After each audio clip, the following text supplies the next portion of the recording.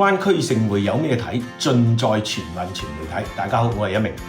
每逢大賽事都會提供志願服務嘅澳門正喺度舉辦嘅15運，有3500個志願者參與服務，為保障各項賽事各個賽場嘅比賽順利發揮住不可替代嘅作用。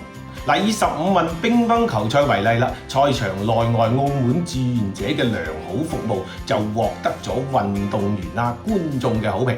比如有位香港乒乓球選手話，覺得嚟澳門參賽咧就有返屋企嘅感覺嘅。佢從澳門志願者嘅熱情服務裏邊感受到支持，非常驚喜咯。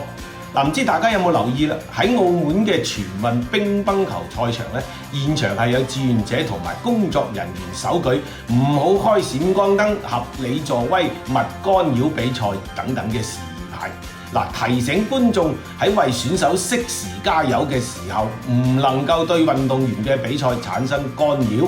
呢種做法咧，專業而貼心，表明為澳門賽區嘅賽事保障同埋志願者嘅培訓呢一方面係做足準備，而且極具針對性嘅，值得點讚。有分教加油咪遲又咪早，賽場服務讚聲好啊！